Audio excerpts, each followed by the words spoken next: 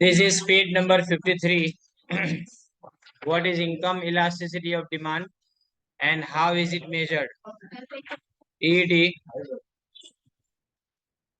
Income is also an important underline करो जो नीचे फंक्शन दिया है ना वो D is equal to F Y.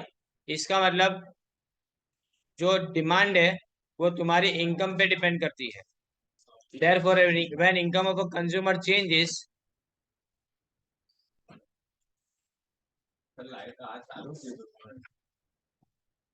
when income of a consumer changes, he will change demand.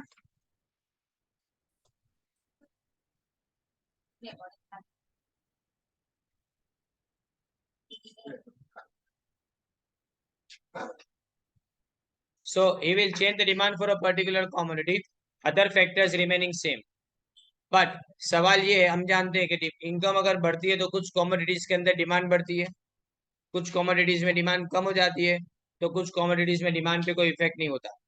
और अगर बढ़ती है तो कितनी बढ़ती है, ये अगर चेक करना है तो इसके लिए इलास्टिसिटी का कंसेप्ट है।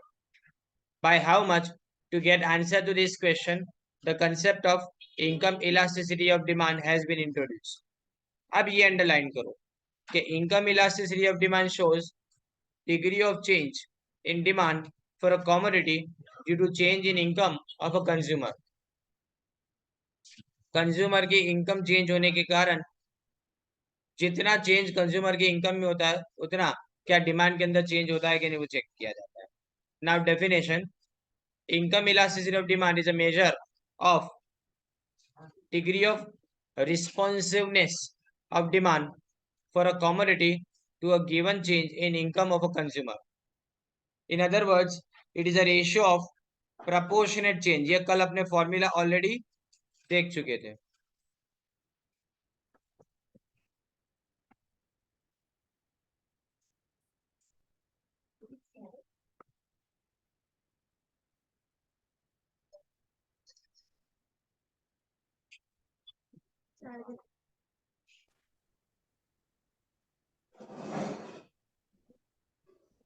तो नाउ अब अपने ये फॉर्मूला देखें। इनकम इलास्टिसिटी ऑफ डिमांड में प्रपोर्शनेट यानी ऊपर परसेंटेज लिखा जाएगा। मैंने आपको पहले भी बताया था कि हम फॉर्मूला सिर्फ दो यूज करेंगे। जो पहली फॉर्मूला है वो ये कि proportionate change in demand upon proportionate change in income, यानी percentage change in demand upon percentage change in income, ये पहली फॉर्मूला। और जो दूसरी फॉर्मूला यूज करेंगे वो अपने लास्ट वाली फॉर्मूला यूज करेंगे जो मैंने आपको पहले बताया था, ये वाली formula Q2 minus Q1 upon Y2 minus Y1 into Y1 upon Q1।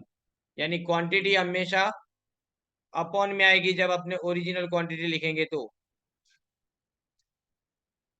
ना ये एग्जाम्पल है, इसको आर्क फॉर्मूला और पॉइंट फॉर्मूला दोनों से बताया गया है। आप ध्यान से देखें इसको। When income of a consumer rises, पहले इनकम कितनी थी 1000, दिस इज योर Y1। ये 1000 जो लिखा है ने वो Y1 है, अंदर मेंशन कर दो।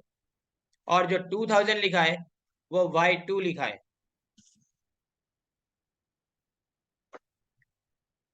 अब यहाँ पे डिमांड कितनी हो 100 यूनिट से पहले, यानी ये Q1 100 यूनिट था और अब कितना हो जाता है ये 150 यूनिट्स, यानी ये Q2 हुआ। तो हम अगर ये फॉर्मूला को यहाँ पे पॉइंट फॉर्मूला में लिखेंगे तो Q2 माइनस Q1 यानी 150 माइनस 100, 2000 माइनस 1000 इंटू 1000 अपन 100, ये ओरिजिनल लिखना है Y1 और Q1 के अंदर। नाउ लिसन, आंसर क्या आता है 0.5, यानी 1 से कम आता है ना, तो इलास्टिसिटी भले पॉजिटिव है पर इतनी ज्यादा नहीं है। इसका मतलब जितनी इनकम चेंज होती है, जैसे इनकम बढ़े तो उसके साथ में, अगर इनकम बढ़े तो उसके साथ में क्या बढ़ना चाहिए, डिमांड बढ़नी चाहिए, बराबर। तो यहाँ पे इंक्रीज तो हो रही है क्योंकि पॉजिटिव में आंसर आता है, पर 1 से नीचे इसका मतलब ये हुआ कि जितनी इनकम बढ़ती है उतनी डिमांड नहीं बढ़ती है। ये नॉर्मली कौन सी कमोडिटीज में देखने को मिलता है, ये नेसेसरीज में या तो कंफर्ट गुड में देखने को मिलता है, लग्जरी में नहीं। नाउ आर्क फॉर्मूला, ये आर्क फॉर्मूला आपने नहीं करनी है। अब अपने सीधा क्वेश्चन नंबर 8 पे आते हैं। Describe various types of income elasticity of demand. Following are various types of income elasticity of demand. पहले लिखा है पॉजिटिव इनकम इलास्टिसिटी। जब भी आंसर प्लस में आए तो इसका मतलब इनकम के साथ में अगर इनकम बढ़ेगी तो डिमांड बढ़ेगी, और अगर इनकम कम हो जाएगी तो डिमांड भी कम हो जाएगी। ये पॉजिटिव हुआ कि दोनों सेम डायरेक्शन में आगे बढ़ते हैं।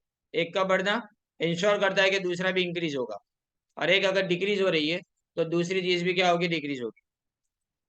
अब इसमें पॉजिटिव में पहला यूनिटरी इनकम इलास्टिसिटी, मतलब इसमें अंडरलाइन करो, change in quantity demanded is exactly equal to change in income. तो दूसरी लाइन में लिखा है ना, delta Q is equal to delta Y, बराबर ने। ये कब होता है ये भी याद रखना है, ये एमसीक्यू में आएगा। नॉर्मल गुड्स लाइक क्लोथ, इसमें ऐसा होता है, नॉर्मल गुड्स लाइक क्लोथ इसमें लिखा है।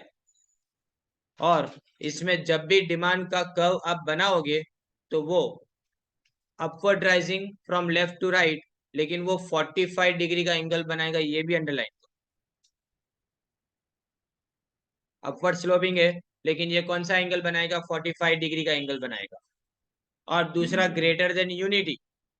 अब जब ग्रेटर देन यूनिटी आएगा तो इसका मतलब सेकेंड लाइन में लिखा है delta Q is greater than delta Y, यानी डिमांड ज्यादा चेंज होती है, इनकम इतनी ज्यादा चेंज नहीं होती। मतलब 5% इनकम चेंज होगी तो डिमांड 7% 8% जितनी बढ़ जाएगी, राइट। ये किस में आता है, सेकंड लाइन में लिखा हुआ है, luxurious goods like car, underline करो। AC and so on. तो लग्जरीज में क्या होता है, नॉर्मल गुड्स में इज इक्वल टू 1, लग्जरीज में ग्रेटर देन 1। और इसमें डिमांड कर्व कैसा होता है ये आपको पूछा जाएगा। तो ये आपको फोर्थ लाइन में लिखा है कि demand curve is upward sloping but flatter, upward sloping लेकिन ज्यादा फ्लैट होता है। ये आपको दूसरा डायग्राम फिगर 2 के अंदर दिखेगा, बराबर। और वो शुरू कहां से होगा पता है, वाई एक्सिस से शुरू होगा, एक्स को टच नहीं करेगा, वाई को टच करेगा ये, राइट। यहाँ जो इनकम दिख रहा है ना, उसके बिल्कुल बाजू में से आपका कर्व ऊपर की तरफ जा रहा है, ये फ्लैटर हुआ। लेकिन हम इसके बाद बात करें लेस देन यूनिटी की, तो ये highly income inelastic demand, ये लेस देन यानी delta Q is less than delta Y, second line में लिखा है। और ये कब होगा, कौन से तरह के गुड्स के लिए, नेसेसरी गुड्स के लिए, यानी सब्जी दूध वो सब चीजों के लिए। इनकम के चेंज होने से इन सब चीजों के डिमांड के ऊपर कोई ज्यादा इफेक्ट पड़ती नहीं है। इसका जो डिमांड कर्व है वो कैसा आएगा, वो फोर्थ लाइन में लिखा है, अपवर्ड स्लोपिंग लेकिन स्टीपर आएगा, अपवर्ड स्लोपिंग लेकिन स्टीपर आएगा। ये आपको कब दिखाई, थर्ड वाली फिगर के अंदर दिखाया गया है, देखो थर्ड वाली फिगर के अंदर दिखाया गया है, जहाँ क्यू डी डी लिखा है ना, वहां से शुरू होता है। मतलब ये डिमांड का तुम्हारा एक्स एक्सिस से शुरू होगा, वाई को टच नहीं करेगा, एक्स को टच करेगा, और वहां से सीधा रॉकेट जैसा ऊपर जाएगा, स्ट्रेट फॉरवर्ड है, राइट। और ये कब देखने को मिलेगा, जो आगे मैं बता चुका हूं, ये तब देखने को मिलेगा कि जब नेसेसरी गुड्स होंगे तब। कंज्यूमर की जब इनकम जीरो भी होती है ना, तब भी कुछ ना कुछ डिमांड होता है, इसलिए इसको एक्स एक्सिस को टच किया गया। एक्स एक्सिस के ऊपर अपने क्वांटिटी एक्सिस बोलते हैं, उसको टच करता है, उसका मतलब ये होता है कि ये डिमांड है ना, तुम्हारी इनकम नहीं भी होगी ना तो भी तुम करोगे, खाना पीना तो चाहिए ना, इस तरह से। Now zero income elasticity, it means the income changes in any direction and in any proportion but demand, underline करो, remains unchanged। ये कैसा होता है पता है, कौन सी कॉमोडिटी के लिए, जो बहुत ही लो प्राइस की न्यूट्रल कॉमोडिटीज है, यानी सॉल्ट। ये भी अंडरलाइन करो, न्यूट्रल कॉमोडिटीज लाइक सॉल्ट, इसमें E Y is equal to zero आता है। और इसका जब डिमांड कर्व बनेगा तो अंडरलाइन करो, फोर्थ लाइन में लास्ट में वर्ड लिखा है, वर्टिकल स्ट्रेट लाइन आएगा। वर्टिकल स्ट्रेट लाइन ये ऐसा होगा जैसा आपको डायग्राम नंबर 4 के अंदर बताया गया है। इसको स्ट्रेट आपको करना है, यहाँ कट हो गई ये लाइन, इसको अपने स्ट्रेट करना है, जस्ट लाइक दिस, स्ट्रेट करो।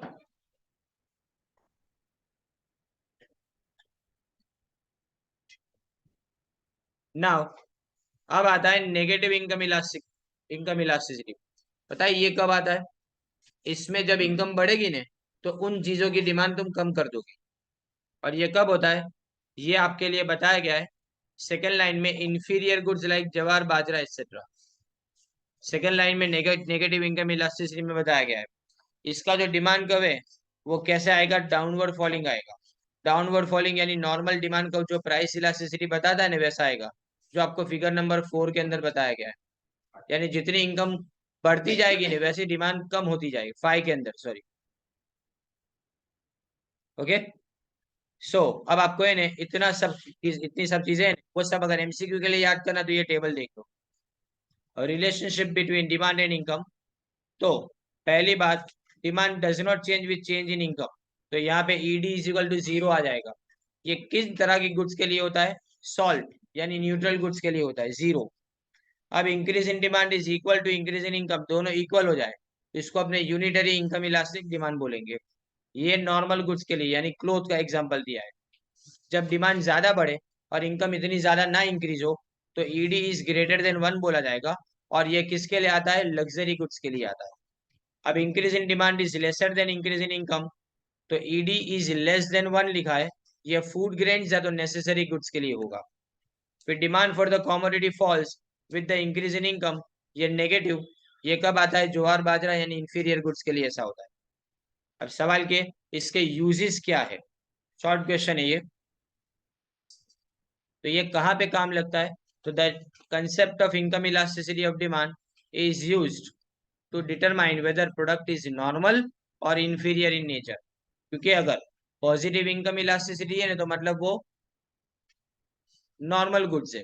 लेकिन अगर नेगेटिव इनकम इलास्टिसिटी है तो पता चल जाता है कि तुम जो गुड्स को प्रोड्यूस कर रहे हो, जो मार्केट में बेच रहे हो, उसकी इलास्टिसिटी अगर नेगेटिव है इसका मतलब तुम्हारे गुड्स इंफीरियर क्वालिटी के हैं। ये पता चल जाता है। The concept of income elasticity helps in estimating future demand. Future demand if the rate of increase in income and income elasticity of demand are known, यानी आपको पहले से पता है कि फ्यूचर में इनकम कितनी इंक्रीज होने वाली है, तो तुम जज कर पाओगे कि तुम्हारी कमोडिटी की डिमांड फ्यूचर में कितनी रहेगी। अगर इनकम इलास्टिसिटी लेस देन 1 है ने तो प्रोडक्ट की डिमांड बढ़ेगी लेकिन इतनी ज्यादा नहीं इंक्रीज होगी जितनी इनकम इंक्रीज होती है। यानी इकोनॉमिक ग्रोथ होगा ने तो ग्रोथ के साथ में तुम्हारी प्रोडक्ट की डिमांड एकदम से नहीं बढ़ेगी। कब? अगर लेस देन 1 हुआ तो। लेकिन अगर ये ग्रेटर देन 1 है तो इसका मतलब इकोनॉमिक ग्रोथ के साथ में ही तुम्हारी प्रोडक्ट वेल डिमांड में हो जाएगी, यानी ज्यादा डिमांडेड होगी वो। तो ये इनकम इलास्टिसिटी हमने देखा, उसका नेचर देखा, उसके सम्स के बारे में देखा, उसकी फॉर्मूला, एंड लास्ट में उसके यूजेस। अब अपने cross elasticity of demand. Cross जैसे नाम बता रहा है वैसे ही क्रॉस का मतलब होता है कि एक चीज की प्राइस और दूसरी चीज की डिमांड, ए कमोडिटी की प्राइस और बी कमोडिटी की डिमांड, ऐसी चीजें कौन सी? तो सब्सटीट्यूट्स और कॉम्प्लीमेंट्री गुड्स। सब्सटीट्यूट्स यानी एक की जगह पे जो दूसरी चीज अपने खरीद सकते हैं उसको अपने सब्सटीट्यूट बोलते हैं। दो में से कोई एक खरीदना है आपको, लेकिन दोनों को अगर साथ में खरीदना पड़े वो कॉम्प्लीमेंट्री गुड्स के अंदर आएगा। In practice, when two commodities are related with each other due to change in price of one commodity, say Y, demand for another related commodity, say X, would be changed. By how much? Par kitna? To get the answer of this question, the concept of cross elasticity of demand has been introduced. The cross elasticity of demand shows degree of change in demand for a commodity due to change in price of its related commodity. यानी हम किसकी price change कर रहे हैं? किसी दूसरी commodity की price के चेंज होने के कारण हमारी प्रोडक्ट की डिमांड पे क्या इफेक्ट पड़ेगा। पर हमारी प्रोडक्ट उस चीज के साथ में कोई ना कोई तरह से जुड़ी हुई है। तो जैसे कि यहाँ पे लिखा गया है डेफिनेशन में कि the cross elasticity of demand is a measure, underline करो, of degree of responsiveness of demand for a commodity to a given change in price of its related commodity. यानी प्राइस में चेंज आना किसी दूसरी commodity के अंदर, उसके कारण हमारी प्रोडक्ट की डिमांड के अंदर चेंज आना, तो उसको अपने क्या बोलेंगे? क्रॉस इलास्टिसिटी बोलेंगे। फॉर्मूला वैसी ही है लेकिन फर्क क्या है फॉर्मूला में? देखो, ऊपर डिमांड में एक्स लिखा है और प्राइस के अंदर वाई लिखा है। फर्क ये है, फॉर्मूला पहले जैसी देखी थी वैसी है, पर फर्क ये है कि ऊपर x और नीचे आएगा y। और आप लास्ट फॉर्मूला देखें, लास्ट फॉर्मूला जो मैंने आपको बोली थी वो ये q, ये वाली formula qx2 minus qx1 upon py2 minus py1 into py1 और अपॉन qx1, यानी याद रखो प्राइस y की और अपने डिमांड किसके ले रहे हैं, एक्स कमोडिटी के ले रहे हैं, राइट। अब अगेन टाइप्स वही आएगा जैसे अपने आगे देखा था, इसमें भी types of elasticity of demand देखना है। The concept of cross elasticity of demand is important in case of, underline करो, रिलेटेड कमोडिटीज। अब रिलेटेड कमोडिटीज दो तरह की होती है, एक सब्सटीट्यूट और एक कॉम्प्लीमेंट्री। और इसमें अपने देखें क्रॉस इलास्टिसिटी में पहला पॉजिटिव क्रॉस इलास्टिसिटी, मतलब अगर आंसर 0 से ज्यादा है यानी प्लस में आंसर आए, प्लस में जब आंसर आए तो मतलब क्या, हम ऐसा मान के चलेंगे कि एक कमोडिटी की प्राइस जब इंक्रीज होती है दूसरी कमोडिटी की डिमांड इंक्रीज हो जाती है, और एक कमोडिटी की प्राइस जब कम होती है तो दूसरी कमोडिटी की डिमांड कम हो जाती है। ये कब होता है, सब्सटीट्यूट्स में। तो जब ग्रेटर देन 1 आए ने तो पता चलता है ये किसके लिए होता है, सब्सटीट्यूट्स के लिए होता है। In other words there exist positive or direct relationship between price of one commodity and demand for other related commodity। ये कब होता है, अंडरलाइन करो, सब्सटीट्यूट गुड्स के अंदर, यानी टी एंड कॉफी। तो याद रखना है कि पॉजिटिव क्रॉस इलास्टिसिटी कब देखने को मिलेगी, सब्सटीट्यूट्स में देखने को मिलेगी। Therefore cross elasticity between T and coffee is positive. In figure, अपने फर्स्ट फिगर में देखे या नेक्स्ट पेज पे है, उसमें आप देख सकते हो बिल्कुल स्ट्रेट नीचे से ऊपर तरफ जाती हुई लाइन, यानी पॉजिटिव इलास्टिसिटी आपको बता रही है फिगर 1। तो cross demand curve is upward sloping, right. अब नेगेटिव क्रॉस इलास्टिसिटी यानी less than 0, negative cross elasticity implies that when price of one commodity falls, demand for other related commodity would rise। यानी एक commodity की price जब कम हो जाती है तो दूसरी कमोडिटी की डिमांड बढ़ जाती है। एक की प्राइस कम होती है दूसरे की डिमांड, जैसे कि प्राइस ऑफ पेट्रोल अगर रिड्यूस हो जाए तो स्कूटर की डिमांड इंक्रीज हो जाए। तो ये कमोडिटी में रिलेशन है, लेकिन कैसा है, कॉम्प्लीमेंट्री, यानी दोनों को साथ में खरीदना पड़ता है। तो जब साथ में खरीदना पड़ेगा तो डिमांड नेगेटिव होगी, कॉम्प्लीमेंट्री में डिमांड क्या होगी, नेगेटिव होगी। याद रहेगा कि सब्सटीट्यूट्स में पॉजिटिव और कॉम्प्लीमेंट्री में क्या आएगी, नेगेटिव डिमांड होगी। टेलीविजन, यहाँ पे एग्जांपल दिया है, television and set top box are complementary goods. तो cross elasticity between television and set top box हमेशा क्या होती है, नेगेटिव होती है, यानी आंसर तुमको माइनस में देखने को मिलेगा। और यहाँ पे जब क्रॉस इलास्टिसिटी का अपने कर्व देखेंगे ने तो curve will be always downward falling.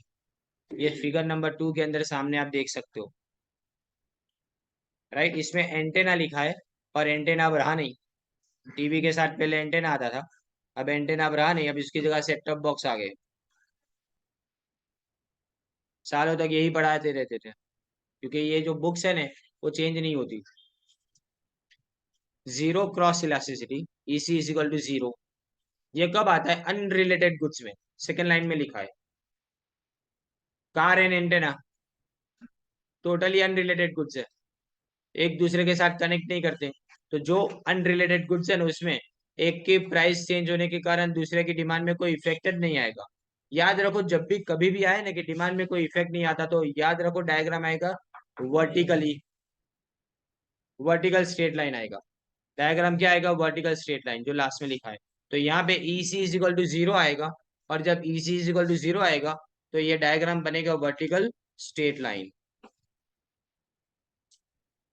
Quantity demanded for antenna, vertical straight line. Now इसके भी यूजेस अपने देखे, following are the uses of cross elasticity of demand. The cross elasticity of demand ये रिलेशन डिसाइड करने में अपने को use होती है। पहली बात कि जब पॉजिटिव है ना तो इसका मतलब सब्सटीट्यूट है, आगे सीख चुके हैं, और जब नेगेटिव है तो कॉम्प्लीमेंट्री है।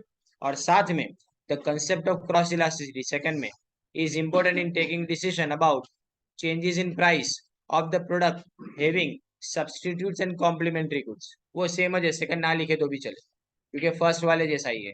पहले रिलेशन बताता है और दूसरा ये बता रहा है कि कॉम्प्लीमेंट्री गुड्स के अंदर क्या फर्क पड़ेगा उसकी डिमांड के अंदर जब आप अपने अगर प्राइस को चेंज करते तो।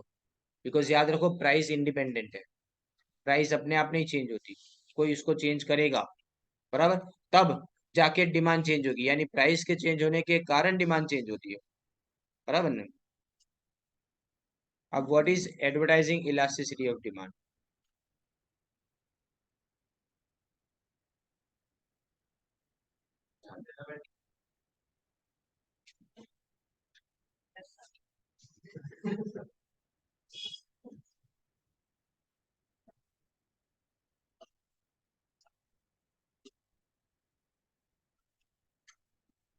अब नेक्स्ट देखें,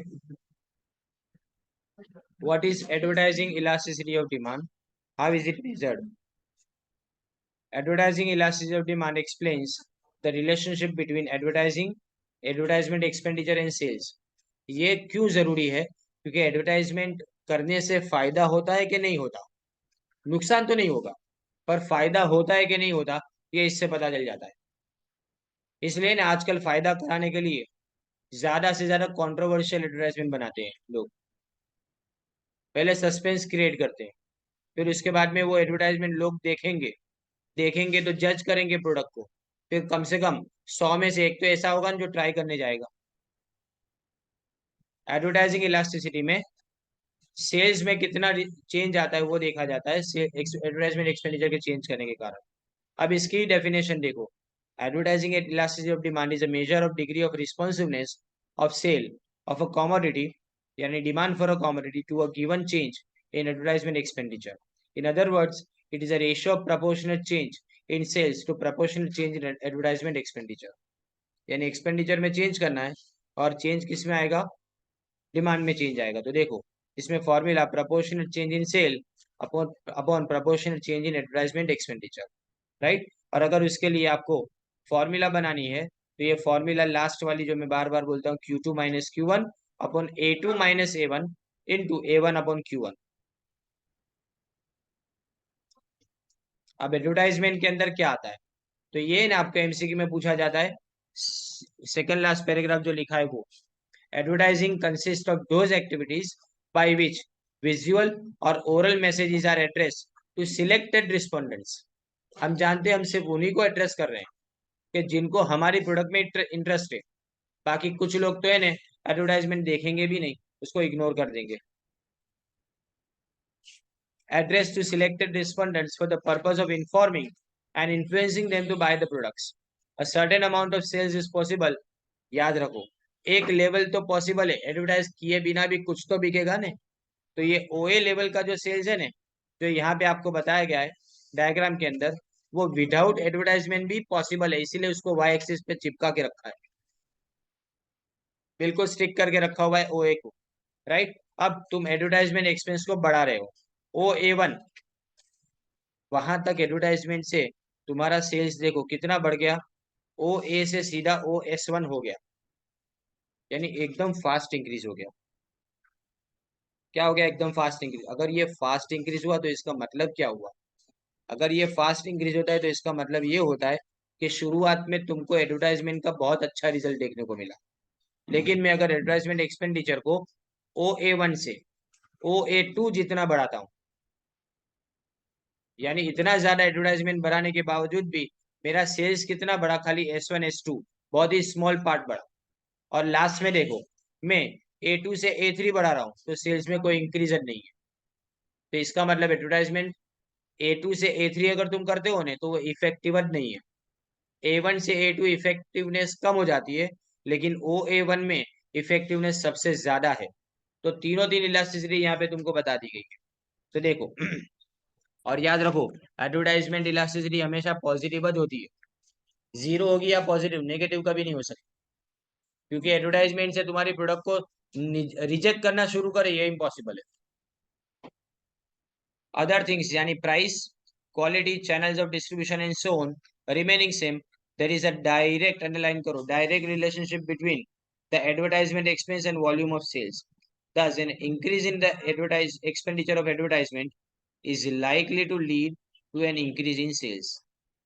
Up to a point, increase in advertisement will lead to more than proportionate increase in sales. यानी जो ए बी रेंज है ना, वो ए बी रेंज दिख रही है ना आपको, वहां तक आपको सबसे ज्यादा इंक्रीमेंट दिख रहा है। लेकिन बी से सी तक रेंज कम हो गया, यानी मतलब ये लेस देन 1 हो गया है, तो पॉजिटिव है लेकिन लेस देन 1 है। ए से बी तक ग्रेटर देन 1 है, बी से सी तक लेस देन 1 है, और सी के बाद इज इक्वल टू 0 हो जाता है। सी के बाद क्या हो जाएगा? इज इक्वल टू 0 हो जाएगा। सैचुरेशन पॉइंट के बाद there will be no increase in sales, यानी आफ्टर पॉइंट सी कोई इंक्रीज नहीं आता। अब यहाँ पे आपको ये बताना है कि एडवर्टाइजमेंट इलास्टिसिटी कौन से फैक्टर्स पे अफेक्ट करती है, यानी कौन से फैक्टर से चेंज होती है। तो पहले तो टाइप ऑफ कॉमोडिटी। अगर मैं लग्जरीज की एडवर्टाइजमेंट करूंगा, लग्जरीज की एडवर्टाइजमेंट, तो वो ज्यादा डिमांड में होगी। लग्जरीज की ज्यादा लेकिन नेसेसरीज की कम, and it will be higher for new products, growing products and lower for old products. पुरानी प्रोडक्ट के लिए इतनी ज्यादा इलास्टिसिटी नहीं है, फिर भी मार्केट में रहने के लिए कई फर्म्स है एडवर्टाइजमेंट करती रहती है, पर बजट कम करती जाती है। पर नई प्रोडक्ट हो ना, तो आप ज्यादा एडवर्टाइजमेंट करोगे तो रिजल्ट और ज्यादा मिलेगा आपको। फिर मार्केट शेयर, जितना ज्यादा मार्केट शेयर है ना आपका, उतनी एडवर्टाइजमेंट की इफेक्ट कम देखने को मिलेगी।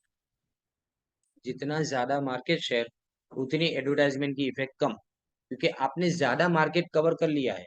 अब बचा क्या है कि नए कस्टमर्स आ सकते हैं, तो इसलिए नए कस्टमर्स आने का चांस अगर जहाँ पे कम है ना, वहां पे आपको एडवर्टाइजमेंट इलास्टिसिटी कम देखने को मिलेगी। फिर राइवल का रिएक्शन, तुमने एडवर्टाइजमेंट का एक्सपेंडिचर किया, राइट, लेकिन उसके सामने एडवर्टाइजमेंट इलास्टिसिटी राइवल फर्म की क्या है। तुमने एक्सपेंस किया तो सामने वो भी एक्सपेंस अगर बढ़ा देगा, तो तुम्हारी प्रोडक्ट की कुछ ज्यादा वैल्यू बाद मार्केट में इतनी रहेगी नहीं। यानी एडवर्टाइजमेंट से तुम्हारी प्रोडक्ट की डिमांड कब बढ़े, जब तुम अकेले एडवर्टाइज कर रहे हो, तुम्हारा राइवल नहीं कर रहा है। लेकिन राइवल भी साथ में अगर एडवर्टाइजमेंट करेगा ना, तो तुम्हारी प्रोडक्ट और उसकी प्रोडक्ट दोनों ही मार्केट में वैसे ही डिमांडेड होगी जैसे पहली थी। स्टेट ऑफ द इकोनॉमी, अब लोग ज्यादा परचेसिंग पावर रखते हैं, तो खरीदेंगे चीजों को, एडवर्टाइजमेंट को देख के चीजें खरीदेंगे। लेकिन अगर इकोनॉमिक कंडीशन खराब है कंट्री में, तो हमारी प्रोडक्ट की कितनी भी एडवर्टाइजमेंट तुम कर लो, हमारी प्रोडक्ट की डिमांड मार्केट में बढ़ेगी नहीं। फिर quality and quantity of the companies past and present advertisement, वो भी इफेक्ट करती है। अगर पिछली एडवर्टाइजमेंट ज्यादा इफेक्टिव है, तो नई एडवर्टाइजमेंट उससे ज्यादा इफेक्टिव करनी पड़ेगी। और अगर थोड़ी भी डाउन साइज हुई ना, तो उसके कारण आपको जो प्रोडक्ट में इंक्रीमेंट मिलना चाहिए सेल्स में, वो नहीं मिलेगा। Then influence of non advertising factors, ये इंपॉर्टेंट है। ऊपर लिखा था कि अदर थिंग्स रिमेनिंग सेम, तो अदर थिंग्स में क्या क्या आता है। एक तो प्रोडक्ट की प्राइस और कंज्यूमर की इनकम। अगर तुम एडवर्टाइजमेंट करते हो लेकिन साथ में प्राइस भी बढ़ा देते हो, तो प्रोडक्ट की डिमांड में कोई इफेक्ट नहीं पड़ेगा। और अगर इनकम कंज्यूमर की बढ़ जाती है एडवर्टाइजमेंट के साथ, तो एक्सॉर्बिटेंट आपको चेंज देखने, यानी बहुत ज्यादा चेंज आपको देखने को मिलेगा। किसमें? एडवर्टाइजमेंट के कारण सेल्स में। Then the time gap between advertisement expenditure and sales. With the increase in advertisement expenditure, if the sales would increase after a long time, it is a case of inelastic demand. And advertising elasticity of demand would be less. यानी ये बताया गया इसके अंदर कि अगर advertisement का expenditure बढ़ता है, लेकिन उसके बाद में सेल्स बढ़ने में बहुत टाइम लगता है, लोगों के माइंड में प्रोडक्ट को बसाने में टाइम लग जाता है। जैसे मैं एग्जांपल देता हूँ, ये कोल्ड क्रीम की एडवर्टाइजमेंट जो होती है ना, ठंडी के 2 महीने पहले से चालू हो जाती है, कि वो माइंड में ना घर करने के लिए आपको बार बार बार बार एडवर्टाइजमेंट करनी पड़ती है, तब जाके लोग इसको खरीदते हैं। तो ये इफेक्ट कितने टाइम के बाद मिलती है वो देखा जाता है। तो conclusion, to determine effect of advertising on sales, it is necessary to isolate the effect of all this factor. यानी ऊपर वाले सारे फैक्टर्स है ना, हमको अलग करने पड़ेंगे। सिर्फ एडवर्टाइजमेंट पे फोकस करो तो जाके तुमको इसकी इफेक्ट दिखाई देगी। और अब last question, what are the uses of advertising elasticity of demand. सबसे पहले इन्फॉर्मिंग कंज्यूमर, एडवर्टाइजिंग से क्या पता चलता है, कंज्यूमर को पता चलता है कि मार्केट में ये प्रोडक्ट भी मिलती है, राइट। कंज्यूमर को मार्केट कंडीशन के बारे में पता चलेगा, गुड्स की अवेलेबिलिटी के बारे में पता चलेगा, गुड्स के कैरेक्टरिस्टिक्स अंडरलाइन करते जाओ, गुड्स के कैरेक्टरिस्टिक्स के बारे में और प्राइस के बारे में भी पता चलेगा। With the help of this customer can make more rational purchase decision, यानी कस्टमर और ज्यादा अच्छा डिसीजन ले पाएगा परचेज करने के लिए। समझदारी वाला, रैशनल यानी समझदारी। फिर ब्रोडनिंग मार्केट, मार्केट वाइड होता है। पहले जब कस्टमर को पता नहीं था इस प्रोडक्ट के बारे में, प्रोडक्ट को जब के बारे में पता नहीं था, तो अब कस्टमर को पता चलेगा तो दूर के लोग भी इस प्रोडक्ट को खरीदेंगे और सेल्स फोर्स का टास्क इजी हो जाता है, यानी बेचने वाले को आसानी रहती है क्योंकि माइंड में ऑलरेडी एडवर्टाइजमेंट की इफेक्ट है कंज्यूमर के, तो कंज्यूमर को ज्यादा डिटेल में समझाना नहीं पड़ता। And more dealers become ready to sell the product, ज्यादा डीलर्स प्रोडक्ट की सेल के लिए रेडी हो जाते हैं। And all these encourage further investment in innovation by the salesman.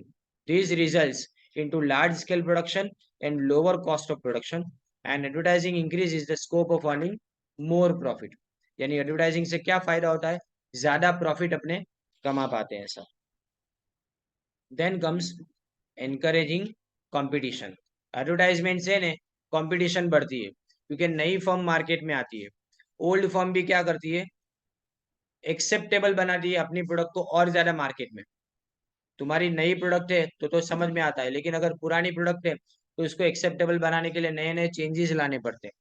फिर इट ब्रेक्स मोनोपोली, यानी किसी एक इंसान की है ना मार्केट में मोनोपोली नहीं रहेगी, क्योंकि नई नई कंपनीज आएगी, एडवर्टाइजमेंट करेगी तो वो प्रोडक्ट मार्केट में पॉपुलर बनती जाएगी और पुरानी प्रोडक्ट के जगह वो रिप्लेसमेंट के लिए चल सकती है इस तरह से।